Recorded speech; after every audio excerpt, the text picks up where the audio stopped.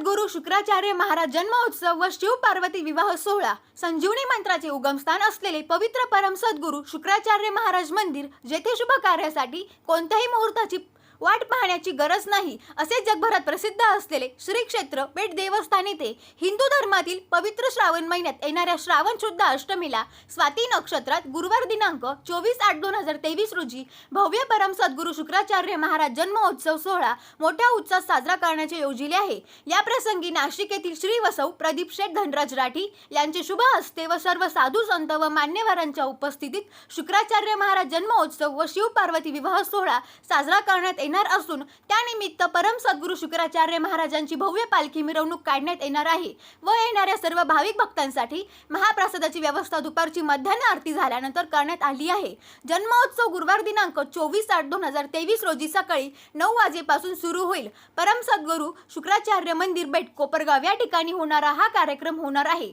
सदर कार्यक्रमास उपस्थित राहून कार्यक्रमाची शोभा वाढवावी व महाप्रसादाचा लाभ घ्यावा असे आवाहन देवस्थान अध्यक्ष बाळासाहेब माळुजी आव्हाड, मंदिर प्रमुख सचिन दत्तुसिंह परदेशी, मंदिर उपप्रमुख प्रसाद मनोज पन्ने, संजय पाराजी वडांगळे, राजेंद्र मंत्रा चांगदेव आव्हाड, भागचंद मारुती रोईकर, बाळासाहेब पुंजाराम लकारे, बाळासाहेब कोंडूजी गाडे, मधुकर साखरे, सुजित वरखडे, विजयराव रोहम, आदिनाथ ढाकणे, विलास आव्हाड, विकास शर्मा, दिलीपराव नामदेवराव सांगळे, दत्तात्रय सावंत, महेंद्र अशोकराव नायकवाडे, राजेंद्र शंकर पंडोरे, अरुण बाजीराव जोशी, राजाराम रामजी पावरा, व्यवस्थापक सर्व ट्रस्टी, स्थानिक व्यवस्थापन समिती व ग्रामस्थ बेट कोपरगाव यांनी केले आहे। सत्य एक्सप्रेस न्यूज साठी रवींद्र जगताप, कोपरगाव।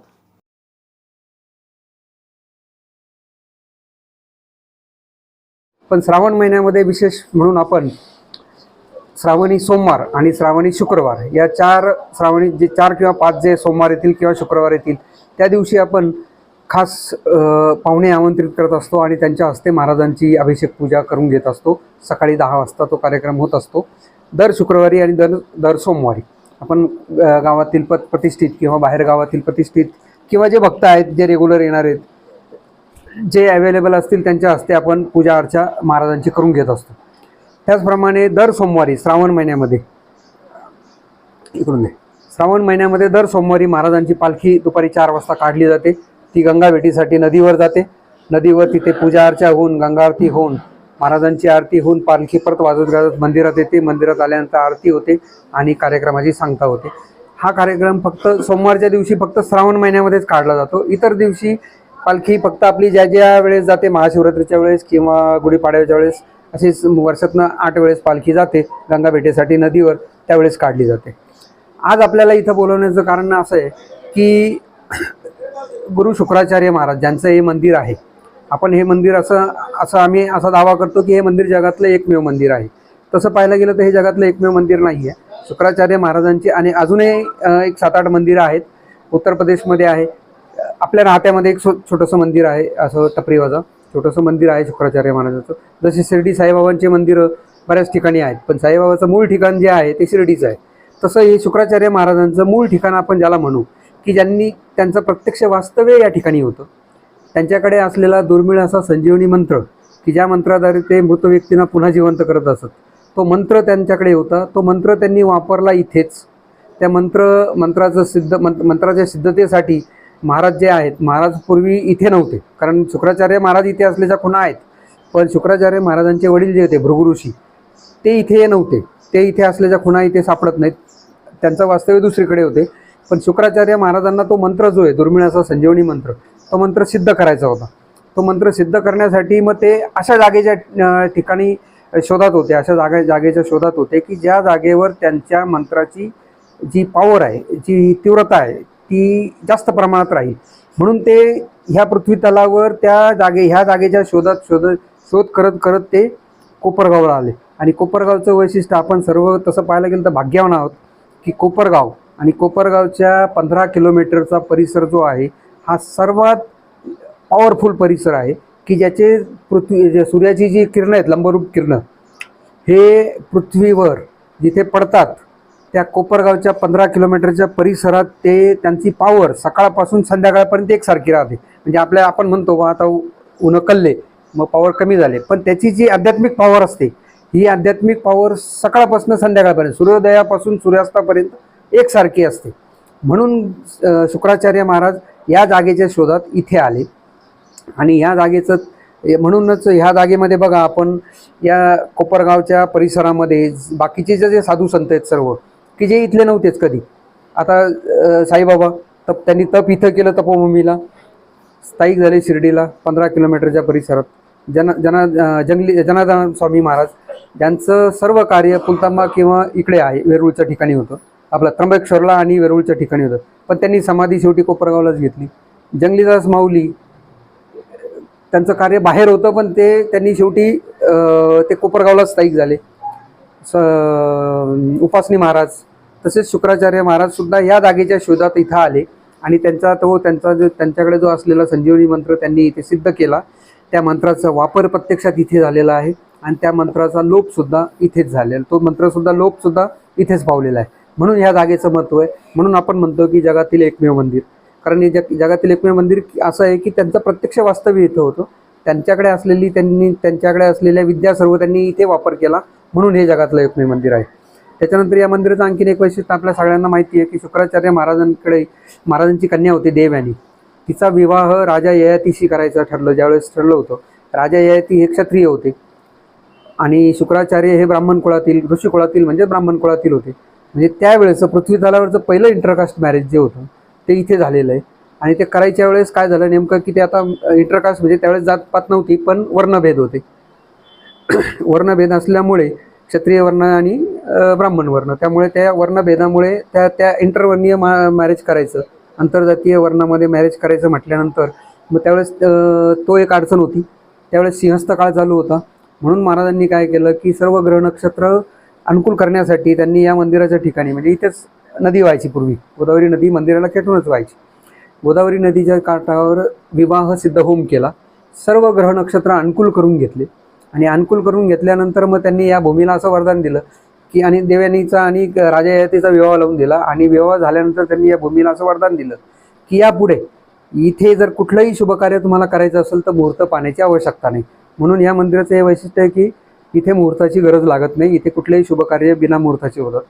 त्यानंतर ज्यांचं लग्न जमत नाही अशा मुलामुलींनी, समजा जर त्यांना काही अडचण असेल, लग्न जमण्यामध्ये काही अडचणी येत असतील ग्रहाच्या त्याच्या, त्यांनी इथे येऊन जर महाराजांना अभिषेक अर्पण केला तर त्यांचं लग्न जमतं. आपल्याकडे 99% रिझल्ट आहे. आणि अभिषेक करणाऱ्यांच्या संख्येपैकी 90% अभिषेक त्यासाठीच होतात आपल्याकडे.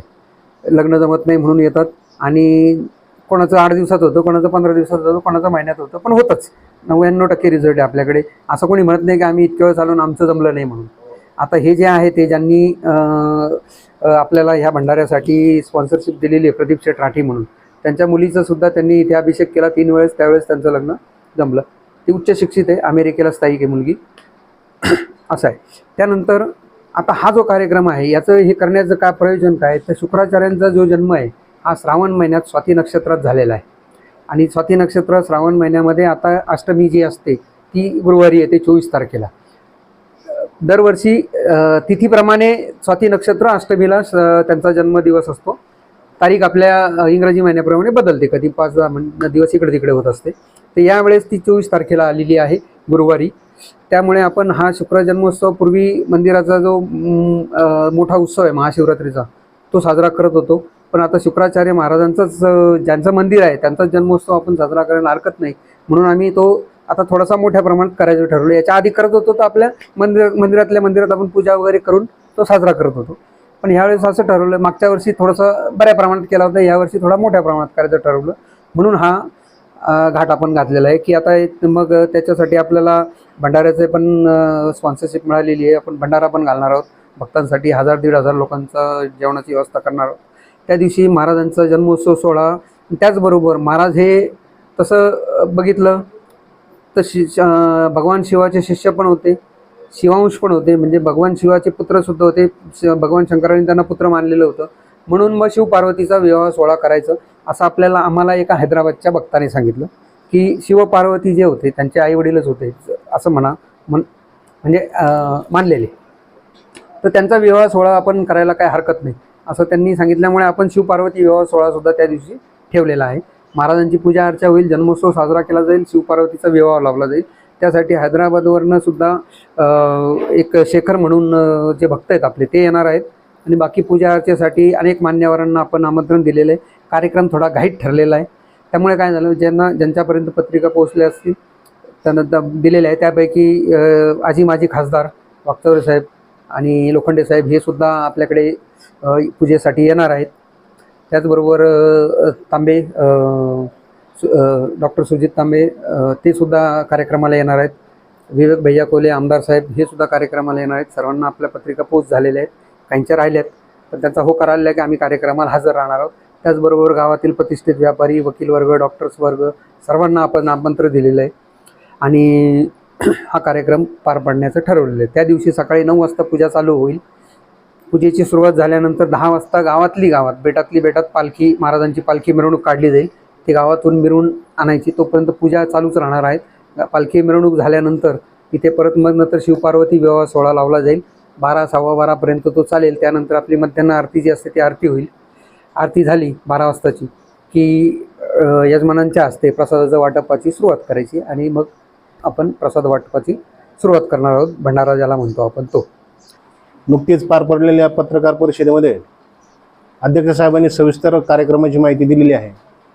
तर मी मंदिर प्रशासनाच्या वतीनं प्रथमतः सर्व पत्रकार बंधूंचे आभार मानतो की ते या ठिकाणी आलेत, मोठ्या संख्येनं आलेत. आणि आपल्या माध्यमातून पुन्हा एकदा आवाहन करतो पंचक्रोशीतील सर्व भाविक भक्तांना की त्यांनी या कार्यक्रमाला हजेरी लावावीत आणि या कार्यक्रमाचा आनंद घ्यावा आणि या कार्यक्रमाचा आशीर्वादही घ्यावा एवढी विनंती करतो.